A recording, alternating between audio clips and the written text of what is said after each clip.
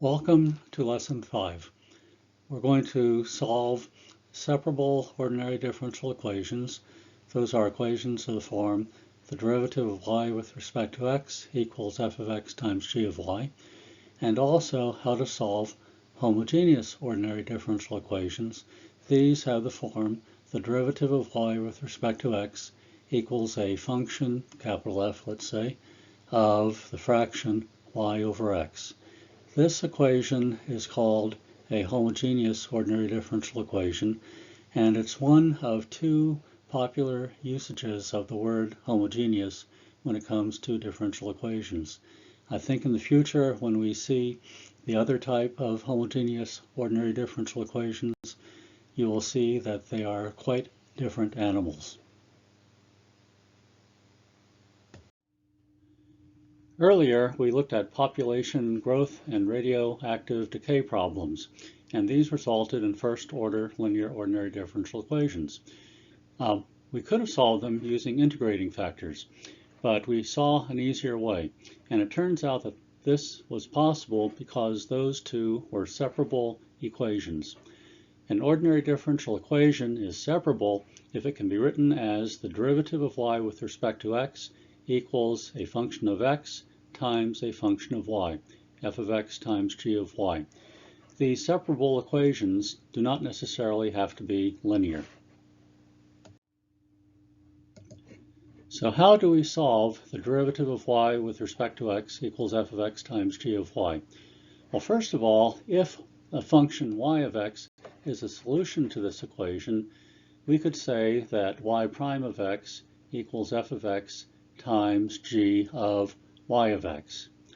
That could be written as y prime of x dx over g of y of x equals f of x dx. Using the substitution y of x in this, then you can see that this numerator is just dy, this denominator is g of y, and on the right-hand side we have f of x times dx. So notice here we have a product or quotient of a function of y times dy. On the other side, a function of x times dx. We can integrate both sides.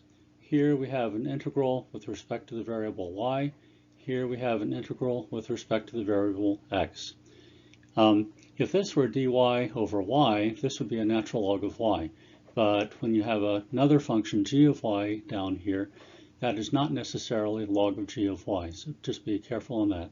So in any case, we look at this equation and we evaluate these two integrals if possible, and we solve for y as a function of x if possible. If not possible, we can at least find an implicit form for the solution.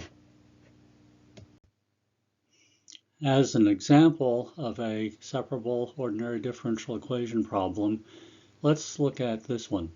Solve the initial value problem, the derivative of y with respect to x equals x e to the minus y, with the initial condition y of 0 equals 3. We'll start by looking at this top equation, this differential equation. We'll multiply both sides by dx, and we'll divide both sides by e to the minus y. When we do that, we can rewrite that equation as e to the y dy equals x dx. Now I'll integrate both sides of that equation. The integral of this side is just e to the y. The integral of x dx is 1/2 x squared plus a constant. Any function of this form, any function of y that satisfies this equation, y being a function of x, any such function of y that satisfies this equation will satisfy this differential equation. But what about this constant of integration c? Well, we have one more condition that y has to satisfy, this function y of x. Y of 0 equals 3. So what we'll do is we'll plug in 0 for the x and 3 for the y and see what happens. So when x equals 0 and y equals 3, this equation becomes e to the third power equals 1/2 0 squared plus c, and that tells us that c has to equal e cubed. So this c right here has to be e cubed in order to satisfy this initial condition. So the solution to the initial value problem is e to the y equals 1/2 x squared plus e cubed. Let's look at another separable ordinary differential equation problem which results in an implicit solution. Let's solve the initial value problem. The derivative of y with respect to x equals 2y squared plus 1 divided by x squared plus 1, and y of 0 equals 1. In our solution, let's first write that differential equation in the form a function of y times dy equals a function of x times dx. Then integrate both sides. If we look at this left-hand side, if I had something like 1 over u squared plus 1 du, we would know that would result in an inverse tangent function. So let's make a substitution to make 2y squared plus 1 equal to u squared plus 1 and see what happens. So we'll let u equal y squared root of 2, and du then, by differentiation, will be dy times the square root of 2. So solving for dy, we get dy equals du over the square root of 2. So in this left-hand side integral, dy becomes 1 over the square root of 2 times du, and the denominator, 2y squared plus 1, turns into u squared plus 1. So we have this integral equals the integral of 1 over x squared plus 1 dx. Now, we can pull this 1 over square root of 2 factor outside, and the integral of du over u squared plus 1 is inverse tangent of u. And that 1 over square root of 2, which is out front, is now here. The right-hand side of this equation is just inverse tangent of x plus c. So the solution, the general solution to this differential equation, is 1 over the square root of 2 inverse tangent of y square root of 2, plugging y square root of 2 in for the u, equals inverse tangent of x plus c. Now, our initial value here, y of 0 equals 1, our initial condition, tells us that if we plug in 1 for the y's and 0's for the x's, this equation would have to hold, and that allows us to find c. So 1 over square root of 2 inverse tangent of 1 times the square root of 2 has to equal the inverse tangent of 0 plus c. Inverse tangent of 0 is 0, so that gives us that c is 1 over the square root of 2 inverse tangent square root of 2. Substituting that in for the c, we get the solution to the initial value problem is 1 over the square root of 2 inverse tangent of y times the square root of 2 equals inverse tangent of x plus 1 over the square root of 2 inverse tangent square root of 2. So we would like to see a plot of this equation, this function of x and y equals 0. We can use SageMath to plot the curve f of xy equals 0 for x between numbers a and b and for y between numbers c and d using the following command: implicit plot, and then parentheses f of xy, whatever that function is, comma, ab, which is the range of x values, comma, cd, which is the range of y values. For instance, for the above equation, the solution to that initial value problem we looked at, it would be implicit plot, and then all of this is what we have on the left-hand side of this equation. Do not put equals 0, comma, the x values go from -5 to 5, and the y values go from -5 to 5. If we execute this, we get this graph here. This happens to look like y as a function of x. Sometimes it might not be, and only parts of the curves will actually represent functions of x. We are inside a SageMath notebook. In the first line, we're going to define two variables. X and Y are the variables called X and Y. Next, we're going to look at this big expression here, which involves some algebraic and trig functions, and we're going to show it in mathematical form so that we can see what we're going to plot implicitly in the third command here. Then the third command is implicit plot that function of x and y, and I want to plot it where x goes from -5 to 5, y goes from -5 to 5, and fig size equals 4 just specifies how large a plot that I want. I want it to be fairly small so that it fits on the screen. This function in here, when you set it equal to 0, is the solution, the implicit solution to our differential equation. So let's first execute this first cell. Come up here and hit Shift Enter. Then to execute the second cell, we'll hit Shift and Enter. And it shows what that function of x and y looks like. The third thing I'll do is execute this third cell, the implicit plot command, by using Shift and Enter. And we get this plot of that function. Let's call it f of xy equals 0, which is the implicit solution to our differential equation. So now let's look at Newton's law of cooling. It can also be applied to warming bodies. The setup is the following. A body is in a room with surrounding ambient temperature A. The body is cooling off by heat flow and radiation, let's say. No energy sources in the body are generating more internal heat. For instance, no radioactive sources. Newton's law says that the time rate of change in the temperature T of a body is proportional to the difference of the body's temperature and the ambient temperature A. We can write that as a differential equation. The rate of change of the temperature with respect to time, the derivative of temperature with respect to time, equals a constant of proportionality minus k times the difference between the body's temperature and the ambient temperature, T minus A. So Newton's law of cooling says that the derivative of the temperature with respect to time equals minus k times T minus A. K here is a positive constant. This model for cooling is simple. We're assuming that the body has the same temperature throughout and uses an ordinary differential equation. In reality, a body might have different temperatures in different places.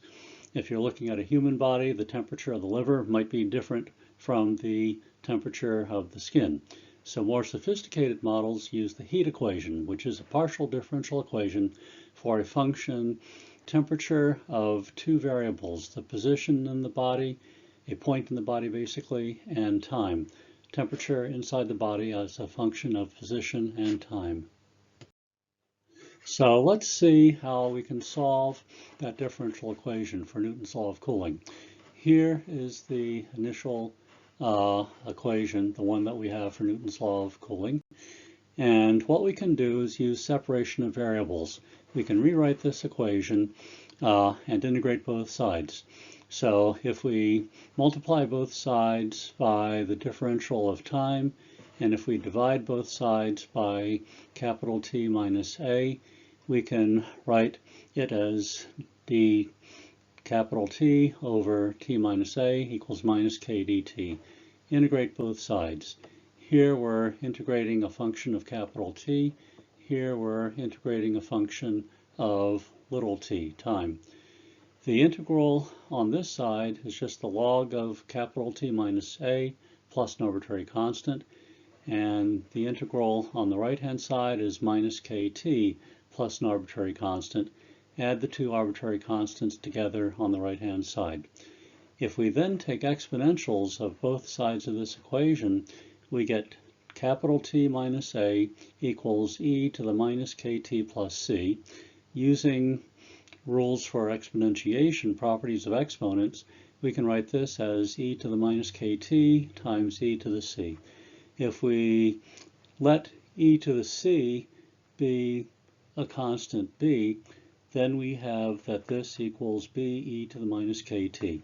So t minus a equals b e to the minus kt. Add a to both sides of this equation, and the temperature of the body at time t is a plus b e to the minus kt. Let's look at a couple properties of Newton's law of cooling. We saw before that the temperature at time little t is a plus b e to the minus kt, where k is a positive constant. What happens as time goes to infinity? The limit as t goes to infinity of the temperature as a function of t is the limit as time goes to infinity of a plus b e to the minus kt. As t goes to infinity, e to the minus kt goes to 0, and so this limit is just a. So as time goes on, the body's temperature will approach the ambient temperature. Also, we can say that warm bodies, warmer than the ambient temperature, will cool off as time goes to infinity, and cold bodies, bodies that are colder than the ambient temperature, will warm up. So now let's look at a problem involving Newton's law of cooling. A corpse starts at 98.6 degrees Fahrenheit, the temperature. It is in a 70 degree Fahrenheit room. Suppose initially the corpse is cooling at the rate of 2 degrees Fahrenheit per hour. Part A, find the value of K, and Part B, what is the body temperature after 8 hours?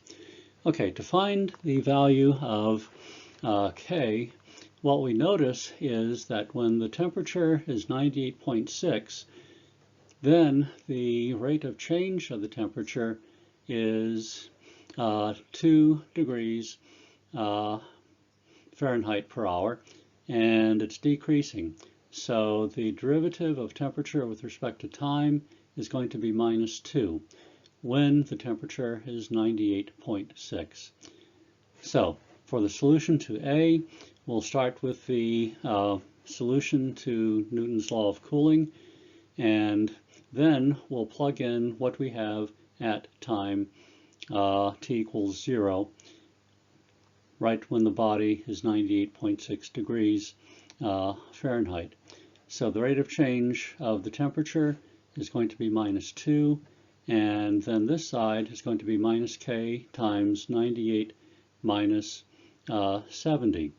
So we basically have minus 2 equals this number times minus k. Little bit of algebra will tell us that k is approximately 0.07. Then let's look at part B. What is the body's temperature after 8 hours? So far what we know is that the temperature is a plus b e to the minus kt. T of 0 then is going to be, by this equation, 70 plus b e to the 0. And that is equal to 70 plus b. So 70 plus b equals 98.6. Thus b has to equal 28.6. Substitute that into this equation up here, and we now have that the temperature at time t is 70 plus 28.6 times e to the minus 0.07 t. Minus kt is this exponent. Now, to find out what the temperature is after 8 hours, we just evaluate this function at time 8. T of 8 then is 70 plus 28.6 times e to the minus 0.07 times 8. Put that into a calculator, and we'll find it's about 86.3 degrees Fahrenheit. Let's look at a graph of the body temperature versus time for the first 48 hours. So here is time equals 0, and here's time equals 40, and out here is time 48. The temperature is going to go on this axis from about 60 up to 100. At time 0, the temperature is 98.6. And then, as time progresses, the temperature of the body decreases, and as we can see, it's getting very close to this line where the temperature is 70, this horizontal line. So as time goes on, in the limit, the temperature of the body goes to 70 degrees. We will now look at another application of a separable ordinary differential equation, water flowing out of a tank. And we will use something called Torricelli's law. The setup is that we have water in an open tank. Over here we see a conical tank. A hole at the bottom of the tank of radius r sub h, radius of the hole, is there. And the surface of the water, the top of the water here, is a distance y above the hole. So from the hole up to the surface, that distance is y. Torricelli's law says the following. Water flows out of the hole with velocity v equals the square root of 2gy, where g is the acceleration due to gravity, which is approximately 32 feet per second. Torricelli's law is only an approximation. It depends on other considerations too, such as viscosity. We're going to use water, which has very low viscosity. A better approximation is the velocity out of the hole is some constant c times the square root of 2gy, where c is slightly less than 1. For our purposes, we will assume that c equals 1, so the velocity of the water out of this hole is the square root of 2gy. So now let's consider this problem. Water is stored in a conical tank with radius 10 feet and height 20 feet. It's shown here. The tank has height 20 feet, radius 10 feet. At time t equals 0, the tank is full, and a hole at the bottom of the tank with radius 1/2 inch is opened. The hole is right here at the bottom of the tank. What is the height of the water above the hole after 5,000 seconds? To solve this problem, we have to find y, the height of the water, as a function of time. So what we'll do is compute the rate of change, the time rate of change of the volume of water with respect to time two different ways. One way is to consider the water coming out of this hole. We'll use Torricelli's law to compute how fast water leaves the tank through the hole. Secondly, if we consider what happens with time, this cone of water starts getting smaller and smaller and smaller as the surface descends towards the hole. So at any particular time t, we could see that the volume of water is equal to 1/3 pi the radius of that water cone squared times h. And if we look at this figure here, we see that 10 is to 20 as the radius is to y. We have similar right triangles here.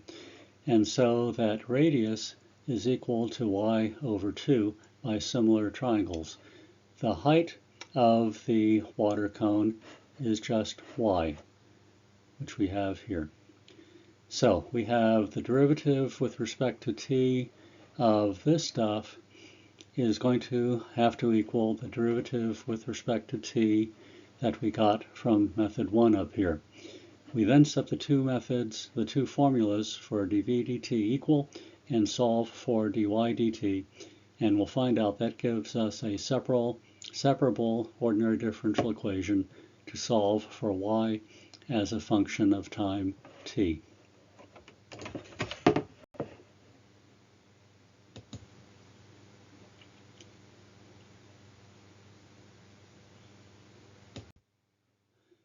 So let's see what we do with this problem. We've already read the problem, we've looked at this figure, and now we have this other figure. which consists of a large right triangle here with a side 10, a vertical side of length 20, and then a hypotenuse here. That's this big triangle. We also have a triangle with one side being this radius of the water cone, hypotenuse coming down like this, and then a vertical side of length y coming up like this, which is this small triangle here with radius r and height y. So first of all, let's figure out how fast water comes out of this cone, dV dt, based on water flowing out of the hole. So first, what is the area of the hole in square feet? Well, the hole had a 1/2 inch radius, so that means the radius is 1/24 of a foot, so the area of the hole is pi r squared, which is this, and when you simplify 1/24 squared, or multiply it out, maybe it's not really simplifying, we get pi over 576 square feet. So then, how fast is the volume of the water in the tank changing by water flowing out of this hole? Well, the change in volume of water in that tank with respect to t, the rate of change of the volume, is minus the area of the hole times the velocity that water comes out of this hole. So we're using capital V for the volume of water. We're using lowercase v for the velocity of the water coming out of the hole. By Torricelli's law, the velocity of the water is the square root of 2gy. And we also already found the area of the circular hole. That was pi over 576.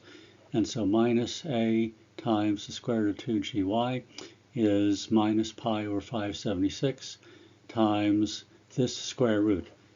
G, remember, is about 32 feet per second. So 2g measured in those units is 64. Square root of 64y. Well, the square root of 64 is 8. We can bring the factor of 8 out here and then simplify that fraction, and we'll get minus pi over 72 times that extra factor, the square root of y. So that's how fast the volume of the water is changing based on flow out of the hole. We can also compute dV dt, we saw, as the derivative with respect to t of this formula for the volume of water, volume of a cone with radius r, height h. And in our particular case, looking at this triangle over here, two similar triangles actually, the big one and the small one, we can see that 10 is to 20 as r is to y, and that tells us that r is y over 2. The height of this cone of water is y, which we have here. And so this simplifies to the derivative with respect to t of 1/12 pi y cubed. Now, to take the derivative, so now we have this formula for dV dt, and we also have this formula for dV dt. So those have to be equal. Both of those are the rate of change of the volume of water in the conical tank. Now, let's calculate this derivative of this quantity here, derivative with respect to t. Y changes as time progresses, so y here is a function of t. We're going to have to use the chain rule. The derivative with respect to t of y cubed is going to be 3y squared times dy dt. Substituting that derivative of y cubed in, this whole quantity becomes 1/4 pi y squared dy dt. And on the other side, we have this. Now, notice that the square root of y is the same as y to the 1/2. And so when we solve this equation for dy dt by dividing both sides by this quantity right here, we get dy dt is minus pi over 72 squared root of y divided by 1/4 pi y squared. Square root of y is the same as y to the 1/2 power. Y to the 1/2 power divided by y to the 4/2 power is y to the minus 3/2 power. These two fractions, numeric fractions here, simplify to minus 1/18. Notice we have pi here, and that tells us we can see that pi is not involved over here. Minus 1/72 divided by 1/4 is minus 1/18. And so dy dt is given to be this quantity right here, minus 1/18 y to the minus 3/2 power. Okay, so what we have so far, as we saw on the previous slide, the derivative of y with respect to t equals minus 1/18 y to the minus 3/2 power. And we also had this initial condition. The tank was full at time 0, so y of 0 equals 20. When t is 0, y is 20. So to solve this equation, we separate things out, and we can write it this way. Minus 18 y to the 3/2 dy equals dt. Then integrate both sides. And to integrate this, we are integrating y to the 3/2 dy, and that's going to be y to the 5/2 divided by 5/2. We also have this factor of minus 18 in front. The integral of dt is just t plus a constant. So we get this relationship between y, the height of the water, and t, the time, with this arbitrary constant of integration. And it's not too arbitrary because we have to fit it to this initial condition, y of 0 equals 20. And so minus 18 divided by 5/2 turns out to be minus 36/5, and that's multiplied by y to the 5/2, and that equals t plus c. Remembering that when t equals 0, y has to be 20, we can plug in a 20 for the y here and a 0 for the t here, and we get this equation. This just says that c, 0 plus c is just c equals minus 36/5 times 20 to the 5/2 power. That's what we have here. So now we know what the value of c has to be in that equation. So y to the 5/2 then is going to be minus 5/36 times t minus 36/5, 20 to the 5/2 power. Now, where did we get that? We were looking at this equation here.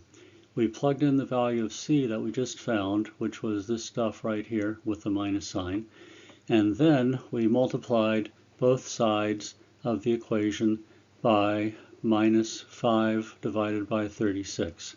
On the left, we'll just get that y to a power, and on the right, here's that factor of minus 5 over 36. Now, we can simplify this a little bit. Minus 5/36 times t is minus 5 over 36 times t. Minus 5 over 36 times minus 36 over 5 is a plus 1. And so by the distributive law, this times the second term is just plus 20 raised to the 5/2 power. So then we have y to the 5/2 equals this. So let's take the 2/5 power of this and the 2/5 power of this. And that gives us y equals this stuff that we saw over here, all raised to the 2/5 power. So this is our formula for y of t, the height of the water in that conical tank at time t.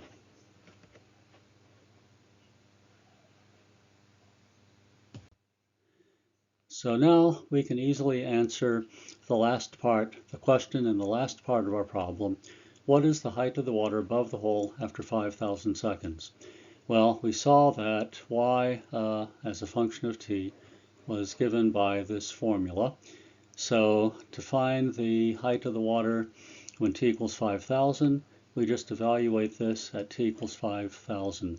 y of 5,000 equals minus 5 over 36 times t plus 20 to the 5/2 power to the 2/5, evaluated at t equals 5,000.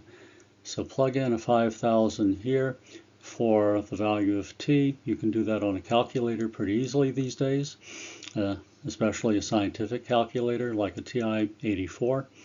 And what we find is that's approximately 16.43 feet. Here's a graph of, excuse me, of y of t. On the horizontal axis, we have time t. On the vertical axis, values of y. When t equals 0, y equals 20. The tank is full of water at time t equals 0, so the height of this graph right there is 20. And then as time goes on, the volume of, or the height of the water decreases until it eventually hits 0. At 5,000 seconds, which is right about here, between 4,000 and 6,000, we go up to the curve and we come over here, and that is going to be our number 16.43 feet.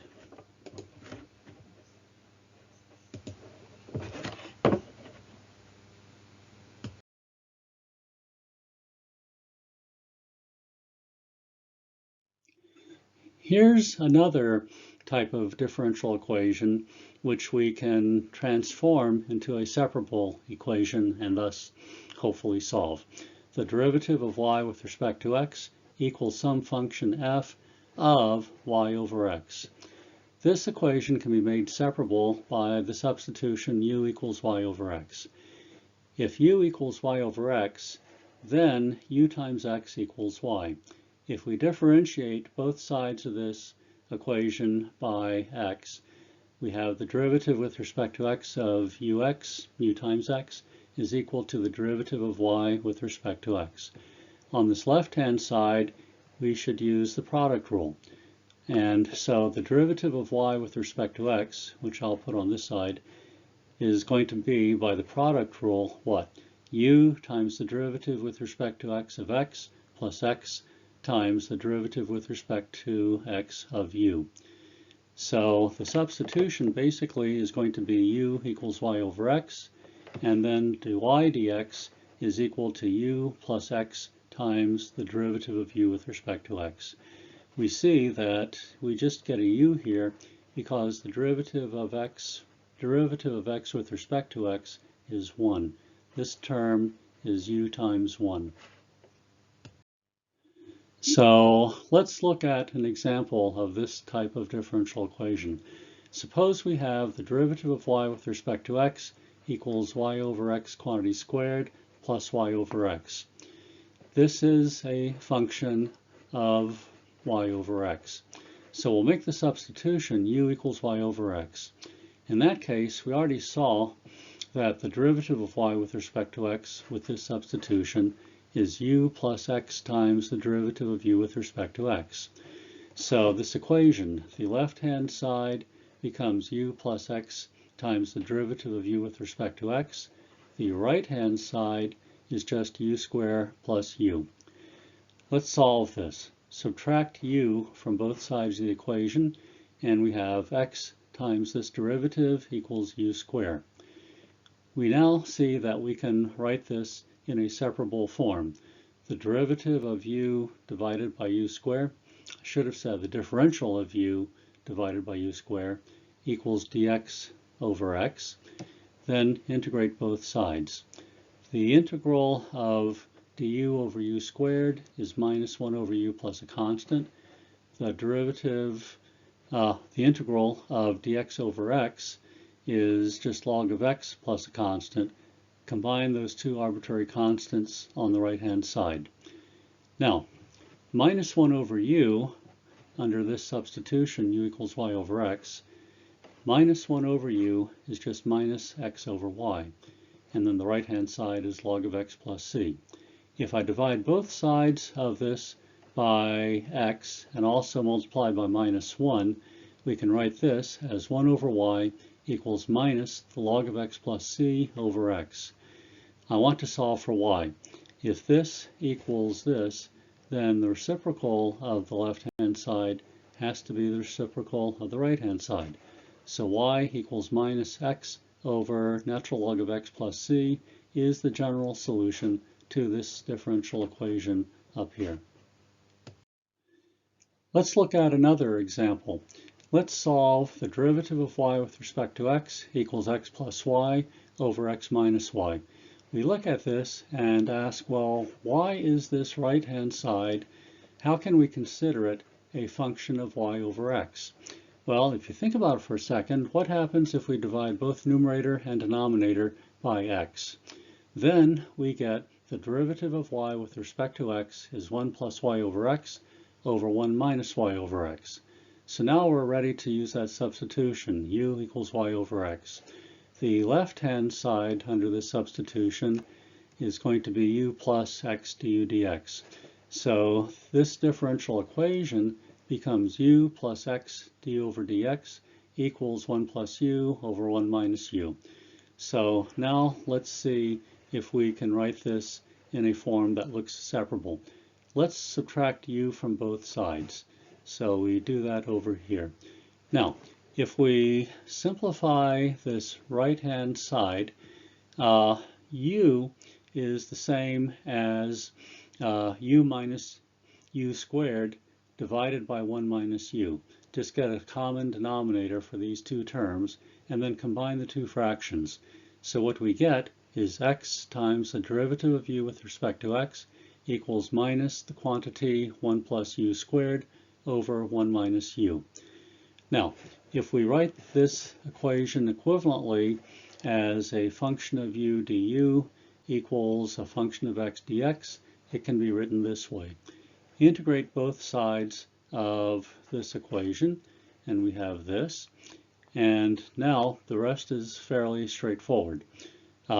This integral we can break into two integrals, and the right-hand side we'll leave alone. And now this first integral is the arctangent of u, and it has a minus sign in front. And then on this integral, if we make a substitution, w equals 1 plus u squared, then dw is going to be 2u du. And so with that substitution, this integral becomes 1/2 log of u squared, but u is y over x, I'll put that in, plus 1. And that has to equal the right-hand side, which is the log of x plus c. So here we have an equation that involves both x and y. This is going to give us solutions to the differential equation in implicit form. I would like to thank you for watching this video. I hope you have found it to be an enjoyable learning experience. If you're interested in ordinary differential equations, there are additional videos in this series covering most of the topics in an introductory course in ODEs. Have a good day.